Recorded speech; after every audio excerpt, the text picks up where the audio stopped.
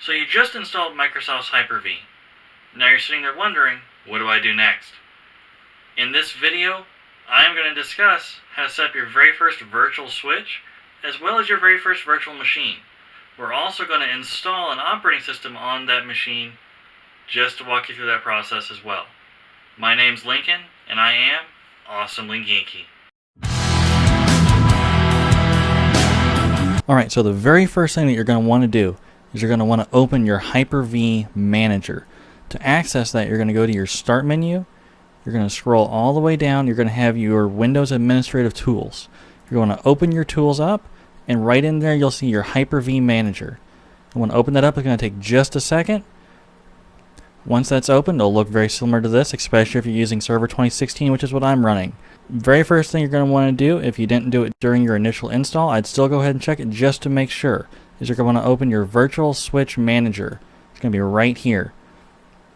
You're then going to want to make sure that you have a virtual switch installed. I did not do it during my initial install, so I'm going to have to do it now. So you're going to make sure that you have a new virtual switch. Then you have three choices. You have external. For external, it allows you to connect to other virtual machines, it allows you to connect to the host, and it also allows you to connect to the network, so your full-blown network. Then you have internal. Internal allows you to connect to the virtual machines on that physical host and the host. So the host can talk to the virtual machines, but the virtual machines cannot talk to anything out on your network. They can't see the internet, they can't see anything not running on that physical box. You then have private. Private means the virtual machines can talk to each other, they can't talk to the host, and they can't talk to anything out on your network. For this one, I want an external network because I want it to be able to talk to everything on my network. We're then going to hit Create Virtual Switch. We're then going to title it. I'm just going to title it Switch 1. You can then put any descriptor notes on it if you have any special descriptors, whether you're using a specific hardware adapter, what you're doing with the switch, what its intended purpose is, any VLANs. You can set all that up right there. And then right below that, it also gives you the options. If you don't like what you chose or you mistakenly chose something different, you can change it. It also allows you to set the physical adapter that it's going to use. I only have one adapter in this machine, so I'm going to leave the default adapter. It's then going to also ask for an external network, whether it wants to allow the host to share the adapter. If you don't do that, it's going to say this is reserved for the virtual machines and the host is not allowed to touch it. I only have one, so I have to share it if I want to ever to be able to touch the host again. So I'm going to leave it shared. To be honest with you, I don't know what this enable single root IO virtualization thing is. I'm sure it's important. It's always disabled. Oh, look, there's a descriptor here. SR-IOV can only be configured when the virtual switch is created. An external switch or external virtual switch with IR-SOV enabled cannot be converted to an internal or private switch. Okay, so that's just a warning. It does not actually describe what it does. We might do something later on what a single root IO virtualization is. I'm actually kind of curious on that myself. It also has enabled VLAN detection or VLAN identification. Again, I'm not entirely sure. So we have our switch name, we have the rough settings that we're going to put into it, and we're going to apply.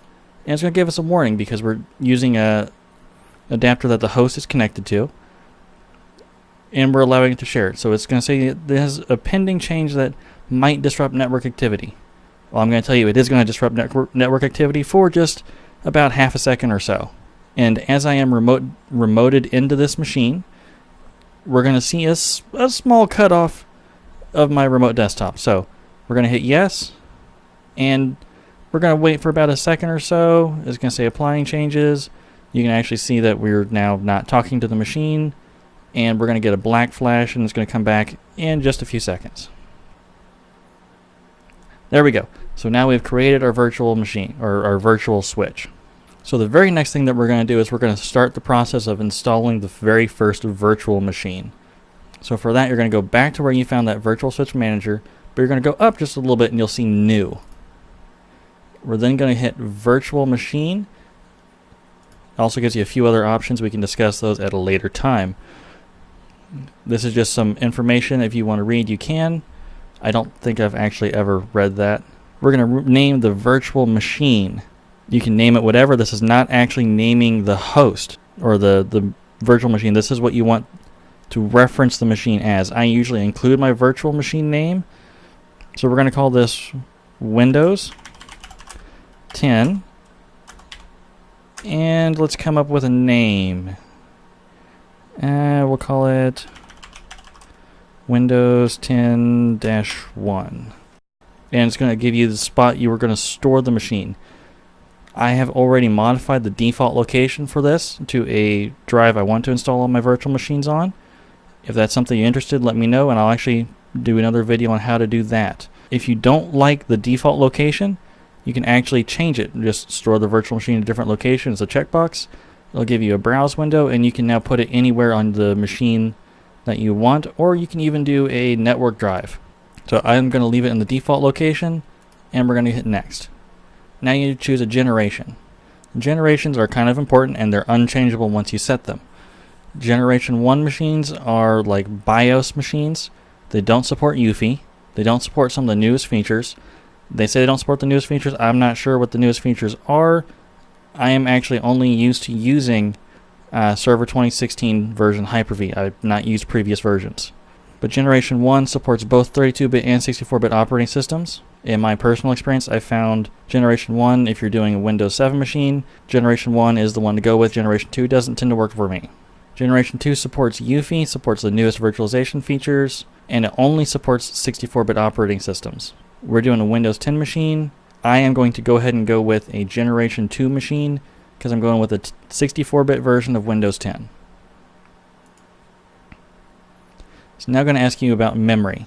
So the startup memory is what the machine is assigned at the startup, and if you don't have dynamic memory enabled, that's going to be all the machine is ever allotted. This is also reserved. So however much memory you set, that's what it's going to get. It's going to be immediately reserved to the machine, and it's not going to ever go down or go up.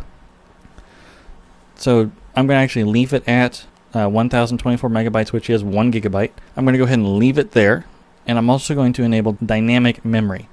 Dynamic memory allows the host to give the virtual machine the amount of memory it needs, and you can configure a maximum and a minimum. But the benefit of that is if your machine only needs half a gig of RAM, it's going to give it half a gig of RAM. But if it needs 15 for some function that it does, it has the option to go up to 15 if that's within your limit. But you don't have to reserve 15 gigs of RAM for that machine for whatever purpose. So I'm going to enable dynamic memory. It's going to ask for a network. It's just a drop down. I only have one switch. That's the only one we've installed. So we do the switch one that we created earlier. Now it's going to ask for the virtual hard disk. It's going to name the virtual hard disk. If you want to name it something different, you can. It's going to tell you where it's going to store it. If you want to change that location, again, you can. And it's going to ask for the size. Generation 2 has a maximum size of 64 terabytes. I'm going to go with an 80 gig hard drive. This is expandable if you need more space at any time. Generation 2 machines you can actually expand on the fly without shutting the machine down. Generation 1 machines, you have to shut the machine down before you can adjust the hard disk.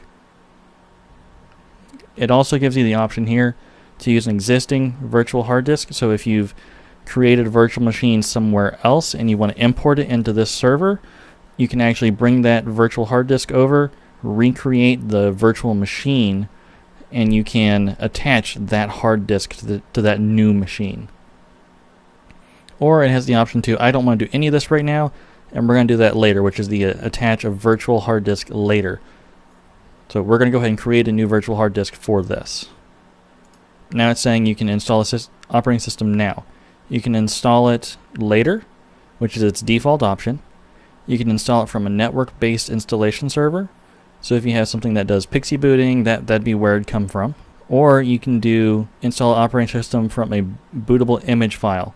So that's typically an ISO file. It would be the equivalent of sticking in your OS disk that you get with, or you used to get with operating systems. Now they come with thumb drives, but it'd be equivalent of sticking in a disk.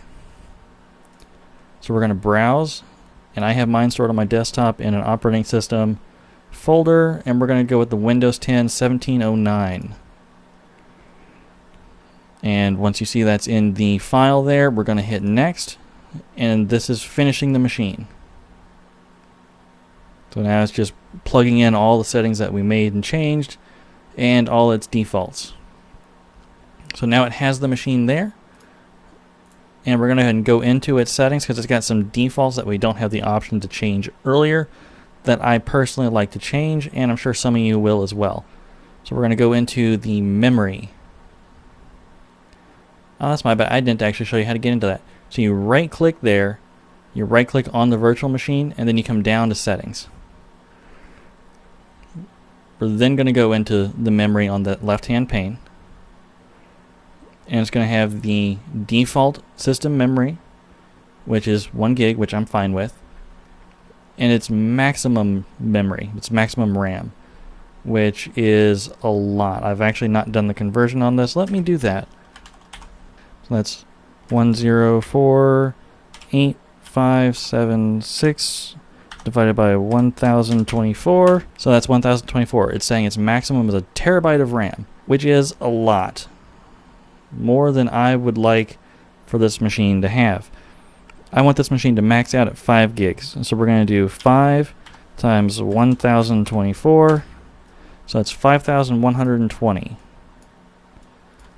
So 5120. Maximum 5 gigs of RAM for that machine. Minimum is half a gig. I'm fine with that. We're then going to go to processor back on that left-hand pane. And I'm going to make this machine a dual core machine. So number of virtual processors. Its default is 1. I'm bumping that up to 2. And that's all the settings I'm going to change right now. So we're going to hit apply. We're going to hit OK. We're now then going to right click on that machine again. And we're going to hit connect, which is going to basically set us at that machine. That's what this window is. This is equivalent of sitting at the machine. We're now going to turn it on. And while it turns on, you'll still have this connecting, and it's going to take a second. We might actually, we missed its boot operation. So we're going to exit out of this. Just hit the exit button on your keyboard. And you get to this failed page. From here, you just hit enter, and it's going to boot again. And because we're doing from a disk, it's going to ask, press any key to boot from the disk. What happened before is that happened before we actually connected to the machine, and it bypassed that. It timed out, and it didn't let us get in. Actually, I got to hit this. So you got the option of 64-bit or 32-bit. We're going with 64-bit, mainly because that's the only version this machine supports. And I want to install a 64-bit machine.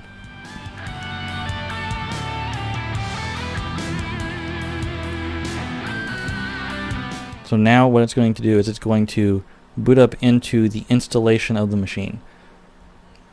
So it's going to ask you your defaults. It's going to ask you for language to install. I'm in the US, so I'm going to go with the default of English United States. Time and currency format. Again, I'm in the US, so I'm going to go with the default of English in the United States. And for the keyboard, I'm again going to go with the default of US. I've never installed this for anything outside the US. I don't know if the US is just its natural default or if it defaults to the country that you download the operating system in.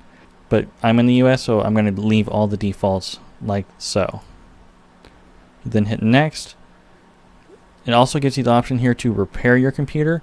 So if something happened, you can actually repair it from the operating install disk. We're not doing that right now. Right now we're just going to install it. So we're going to hit the nice big beautiful install now. And it's going to take just a second while it begins to actually start up, boot into that specific section of the install disk. That could take just a second. If you hang out with me. There we go. Now it's going to ask for a product key. I'm not going to put one in here right now. but it gives you the option to. Putting a product key in here, it will actually go ahead and pull what version of Windows you're installing. So if you have a Pro product key, you put a Pro in, or you put your product key in, and it'll know from that product key that you're installing Windows 10 Pro, and it won't ask you for the step that I'm getting ready to do. So I'm going to tell it I don't have a product key at the moment, and it's now going to ask me what version do I want to install. If you have the key, it'll do this automatically. So I'm going to tell it I want to install Windows 10 Pro. And we're going to go ahead and hit next. And this is just its licensing terms. If you wanted to go through this, you can. Again, this is something I've personally, and I really doubt anyone but lawyers have actually read this. So you just accept the terms and hit next. And it gives you the option to upgrade. I don't know why. If you hit upgrade, it's going to tell you to boot into the operating system and then use it. I don't know why it's there. So it's then going to go to a custom install, which is what we're going to do. It's going to give you the option for disk space allocation. So you can create partitions on the hard drive. You can, if it's already got data on it, you can format it. You can delete partitions. If it's got multiple hard drives, you can extend those two hard drives together. If you have a hard drive that it can't find the driver for, you can load drivers. Right now, everything we put in it is already here, so we're going to just to say use this hard drive, and we're going to hit next, which is going to start the actual install. So at this point, it's going to take a good while. Depending on how powerful your server is. I'm actually running this on a desktop computer, which is running my server 2016, so it's not going to be terribly fast for me because it's not designed for this. On servers, it could take, if you have solid-state hard drives, tons of RAM, amazing processors, it could take probably a few minutes to half hour. This is probably going to take for me about an hour to 2 hours. So I'm going to sit back, we're going to watch this. You might see the mouse move just so the screen doesn't dim out on me. And we'll get a kickback to some music. Now, this is not going to take 2 hours for you. I am going to speed this up. So for you, it'll take 10-20 seconds at most.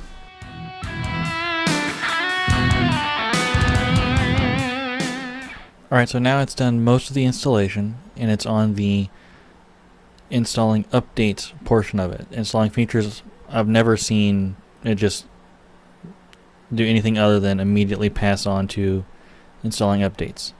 Installing updates works only unless they've updated it and I'm not aware of it. If I'm wrong, please inform me.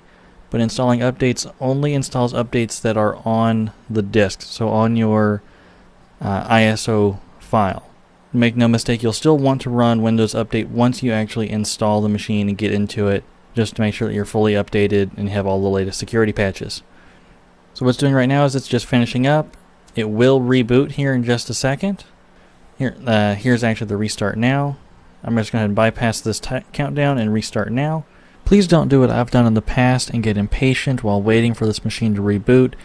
While it looks like it is doing nothing, I promise you it is doing something, and if you reboot it prematurely, you can actually damage some of the machine files, and you'll have completely hosed it and you'll have wasted your time. So please save yourself the headache and frustration that I've caused myself many times in the past, and just go ahead and let the machine do its thing, wait it out. Alright, so I did go ahead and stop recording, believing that was going to take longer than I had time for tonight, but right as I stopped recording, it went ahead and rebooted. So I've started re-recording. I'll meld the two files together. You won't notice a difference. And now the machine's starting to boot up. This initial boot is still going to take a little bit. So again, be patient. Don't rush yourself. Don't reboot the machine. Because at that point you will definitely, if you reboot it right now, without a doubt, you will break it and you will be required to start your installation over. Again, I've done this thinking it was frozen and not doing anything, so just again, be patient, let it do its thing.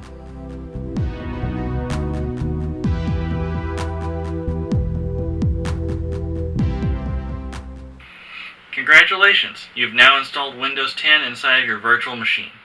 It's now at the point where it would be if you would have gotten it from a store. So at this point, if you have anything else that you want me to cover, go ahead and leave a comment down below. Otherwise, go ahead and subscribe if you like the video, and have a wonderful day.